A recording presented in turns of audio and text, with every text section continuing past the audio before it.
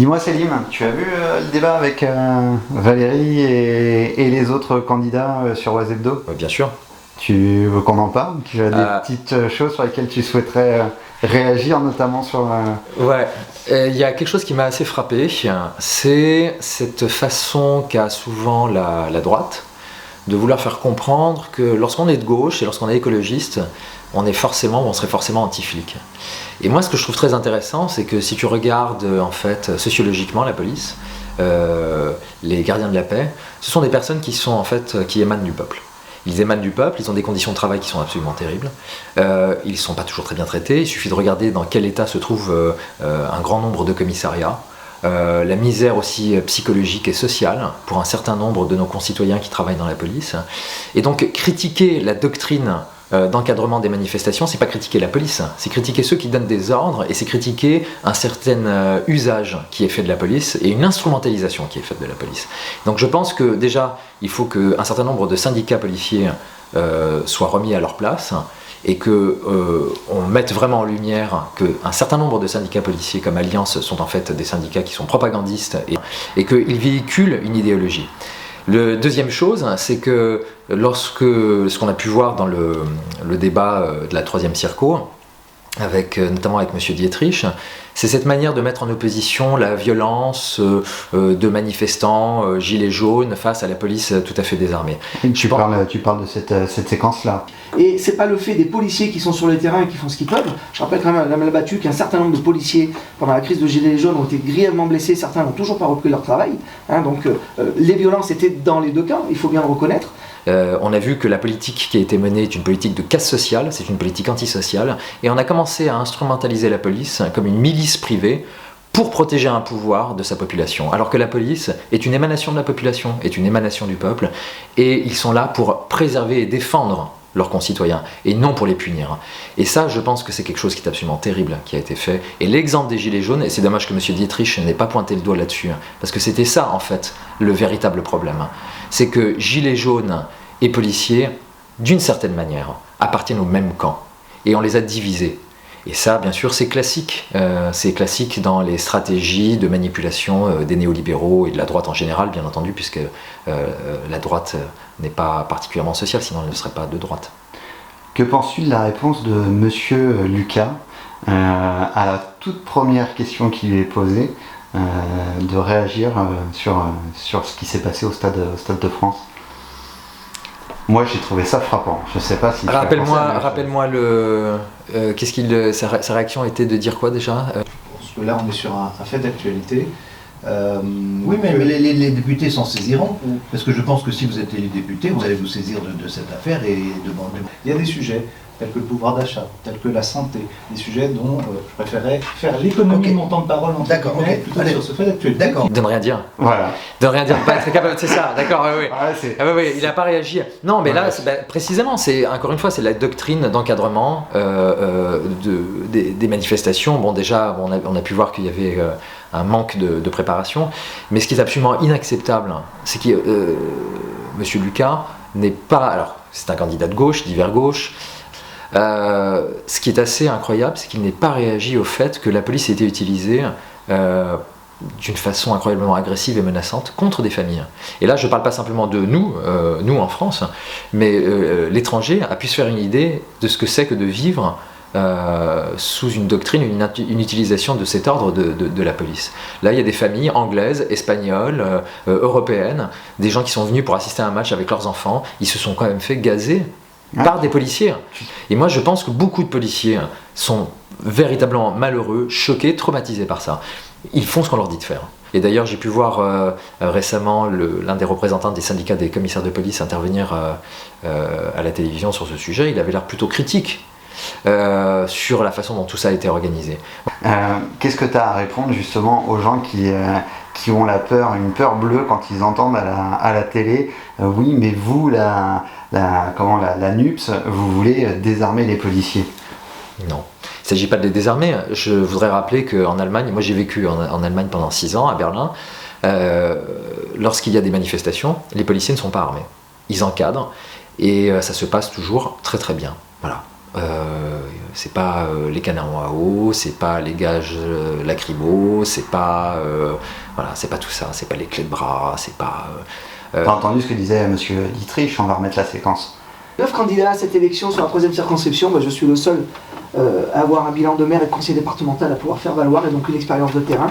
Effectivement, je suis le maire qui fait baisser la délinquance de 75% à Ligneuville, qui a aussi verbalisé un mariage à 10 000 € qui avait pris la ville pour un Far West. Je pense surtout que M. Dietrich, malheureusement, a un comportement qui est extrêmement clientéliste. Je pense qu'il agit, et j'ai beaucoup de respect pour les représentants de commerce, c'est un métier, mais il ne faut pas confondre. Être candidat à une élection législative notamment, c'est pas être représentant de commerce. C'est apporter des réponses concrètes à des problèmes concrets dans la vie des gens. Et je pense que M. Dietrich est surtout intéressé par son bilan qu'il nous présente d'une manière avantageuse à l'échelle locale, mais être représentant de la nation, c'est à l'échelle nationale.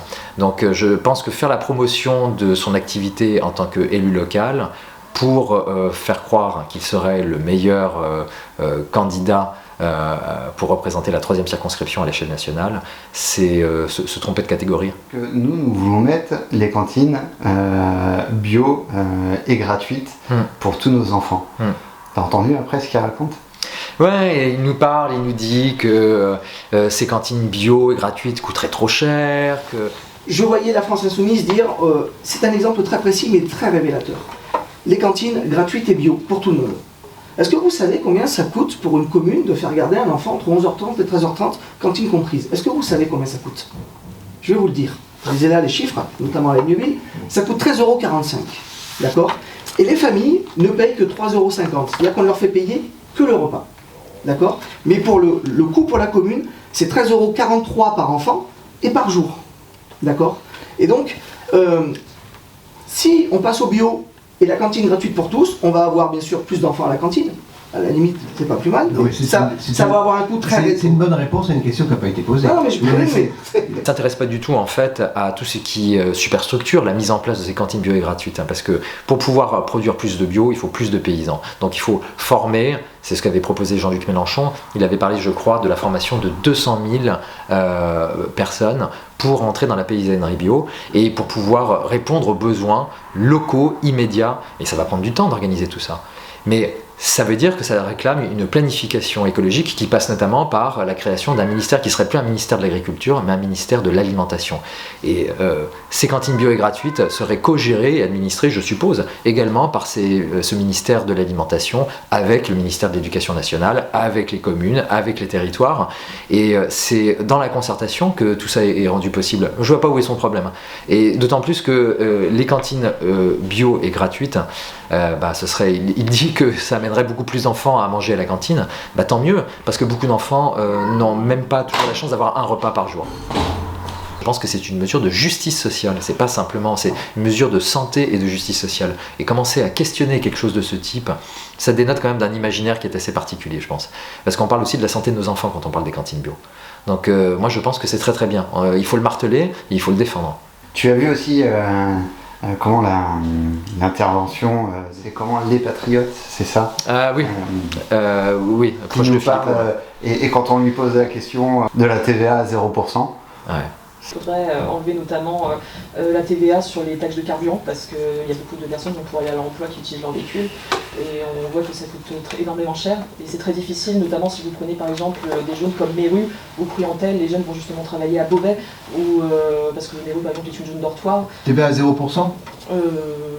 Oui, à la limite, oui, pourquoi pas, oui. Je ne sais pas dans quel monde elle vit, mais il faudra qu'elle prenne quelques cours d'économie. Je pense que c'est appauvrir les caisses de l'État. Donc la TVA à 0%, ça veut dire que c'est moins de rentrées pour l'État. Donc moins de possibilités de financement pour à peu près tous les secteurs qui nous concernent, qui nous intéressent. Donc non, on ne baisse pas la TVA n'importe comment, parce que c'est moins d'argent, moins d'argent fiscal, c'est moins d'argent qui rentre dans les caisses de l'État et moins d'argent qu'on est capable de redistribuer par la suite pour nos concitoyens. Donc non, ça n'a pas de sens. Qu'est-ce que la NUPS propose là-dessus? Ce que la NUPS propose, c'est de bloquer les prix et que les marges prises par les distributeurs soient moins importantes. Donc on va demander à tout le monde de faire un effort. Il n'y a pas de raison, on ne voit pas pourquoi ce serait aux contribuables de toujours faire un effort. Je crois que c'est ce qui est maintenant, c'est ce qui était déjà défendu par Jean-Luc Mélenchon durant la présidentielle, et c'est ce qui est, je crois, toujours présent et porté dans le programme de la NUP, c'est justement d'agir sur la distribution et sur la grande distribution notamment. Et on est d'accord que c'est pas sur tous les produits. Et non, parce que tous les produits, c'est les produits de première nécessité. Et donc on voit très bien quels sont ces produits de première nécessité. Donc on parle des carburants, des énergies, on parle aussi du blé, de l'huile. Voilà, ce sont des produits très ciblés et tout à fait identifiables. Et ça, c'est du pouvoir d'achat. Et ça, c'est du pouvoir d'achat. Et ça, c'est rétablir aussi... Quand on parle aussi de bloquer les prix, c'est les bloquer à ce qu'ils étaient à un moment donné. Et puis, il faut savoir que ce qui actuellement est vendu, c'est ce qui est déjà en stock. Donc on a souvent affaire, en fait, avec cette flambée des prix, à de la spéculation. Donc il s'agit de remettre de l'ordre, parce que là encore, c'est quelque chose de tout à fait injuste qui est à l'œuvre. Donc on a affaire à de la spéculation sur des matières ou sur des énergies qui sont absolument essentielles dans la vie de tous les jours, mais on n'est pas en train... C'est que finalement, on a un programme qui est chiffré, qui est parfaitement établi et pensé, et ils ne sont pas capables de nous attaquer sur ce qui fonde ce programme. On tombe toujours dans de grands anathèmes. J'ai fait attention récemment aux commentaires du ministre de l'économie Bruno Le Maire. Enfin, on est dans l'insulte publique. Basta. Il n'est pas capable de démonter et de faire la démonstration que le programme de la NUP est économiquement pas viable. Il n'en est pas du tout capable. Et d'ailleurs, s'il y a un programme économique qui n'est pas viable et un projet politique qui n'est pas viable, c'est bien celui de l'actuelle majorité.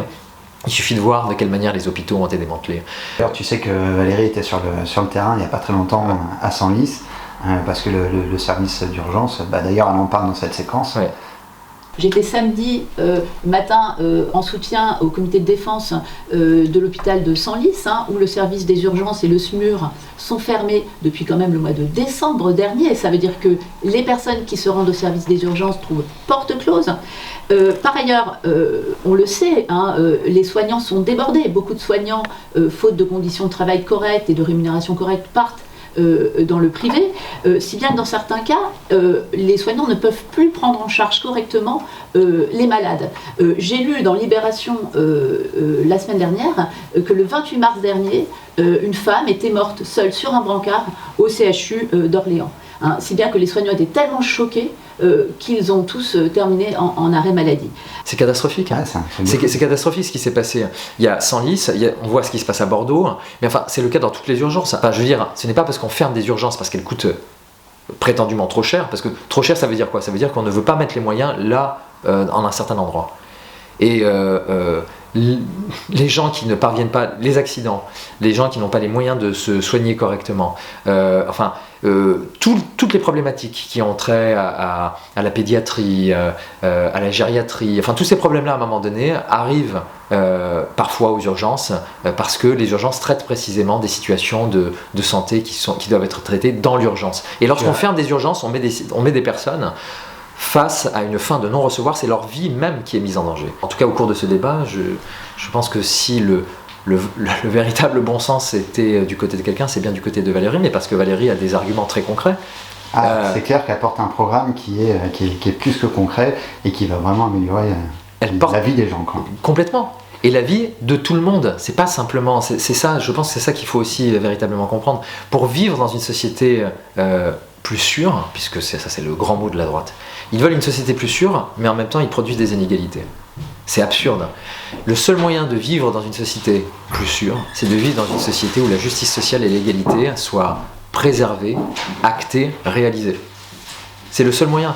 Donc moi je pense que j'encouragerais vivement les gens de droite à s'intéresser au programme de la NUP et peut-être aller mettre un petit bulletin, en tout cas pour ceux qui vivent dans le territoire, enfin quel que soit le territoire d'ailleurs dans lequel ils vivent. Mais là, puisqu'on parle de Valérie, de la 3e circonscription de l'Oise, j'engage absolument tout le monde, quelles que soient ses opinions politiques, à prendre un bulletin à Valérie Labattu, un bulletin de la NUP avec le V, et de le mettre dans l'urne. C'est ce qu'on peut faire de mieux. Célim, merci pour Merci à toi. cette bonne analyse de ces vidéos. Et puis à bientôt. De toute manière, on se retrouve ensemble derrière Valérie. On se retrouve ensemble derrière Valérie et le 3 juin pour un apéro débat sur l'éducation et le 8 juin pour une rencontre culture avec Bruno Gassio et Christian Benedetti. À Montaterre. Ciao. Ciao.